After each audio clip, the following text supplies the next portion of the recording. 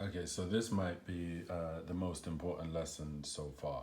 Okay, so this is just about how we remember um, which uh, which note in each chord plays which function, right? Is the note the first, the third, or the fifth in each chord? How do we remember that? Because we can remember the shapes visually and we can remember it with muscle memory, but how do we remember the actual function? So I've come up with a way to try to remember this, right?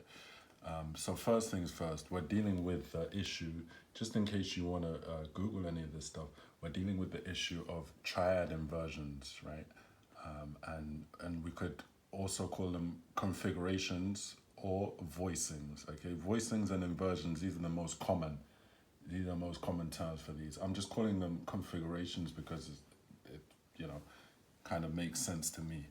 All right, so I was showing you the triads.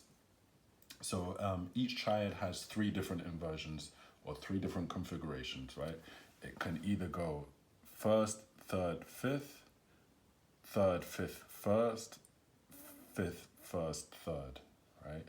And I was showing you a way of playing the triads across the neck in three different groups. So we're focusing on the C, F, and G chords, aka the 1, 4, 5. So I can play, or not just I, but one can play these chords in three different places on each string set, right? And each place you play them is going to correspond to one of these configurations. Okay, so I like to divide them up into three groups. So in one area of the neck, I play 1, 4, 5. In another area of the neck, I play 1, 4, 5. And in another area of the neck, I play 1, 4, 5. And in each of these groups, we're going to use two configurations. Okay, so in this first group, we're going to use one configuration for C, and then we're going to use the same configuration. We're going to use a different configuration, sorry, for F, and we'll use that same one for F as we did with G, and we'll get to that later, right? So we're always going to use like one configuration here and another configuration here, and just move this one up. And the same here, a different configuration here, different configuration here, and then move that one up, and then the same here, okay? So all you need to remember really is the order, okay? So it goes first, third, fifth, first, and then fifth, first, third, and then it starts again, all right? So to remember this, right? Just remember the order, and the rule is, say we start with the configuration like 1, 3, 5, right? Say we start like that. The rule is, look at the order and then skip one. Okay, so C is going to be 1, 3, 5, and then we're going to skip one. We're not going to use 3, 5, 1 here. I'm going to go to 5, 1, 3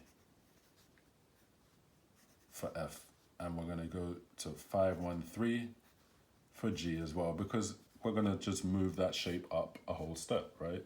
F is next to G, the 4 is next to 5. So this is what you need to remember, right? You need to remember 1, 3, 5, 5, 1, 3, 5, 1, 3. Okay. So that's the first example. And let's try another one. Okay. So now, so we started here 1, 3, 5, 1, 3, 5, 5, 1, 3, 5, 1, 3. And now we shift up and we go to the next C. As per the order, the next C is going to be 3, 5, 1. Right? The next C is going to be a 3, 5, 1 voicing. And from 3, 5, 1, we're going to skip one. And we're going to be on 1, 3, 5. So this one's going to be 3, 5, 1, 1, 3, 5, 1, 3, 5. Right? And I will leave you to work out the last one. Okay. So we can see this on the guitar neck. We'll see it on the guitar neck in a moment. And before I show you on the guitar neck, I just want to say that the cool thing about this is that it works on any string set. Okay, so once you remember these three sets, right? It's gonna work on any string set. It's probably also gonna work on the piano as well. Okay, I need to try that out. Once I try that out, I can make a video and show you. And you need one other thing to make it work. So you either need to know the notes on the fretboard, or we need to combine this with our visual memory and muscle memory. Okay, so we'll use the second, the visual and the muscle memory. So you have to just remember the visual pattern of these chords, and this lesson should help you remember the intellectual patterns. Okay, so I'm gonna grab the guitar and just show you exactly what I mean.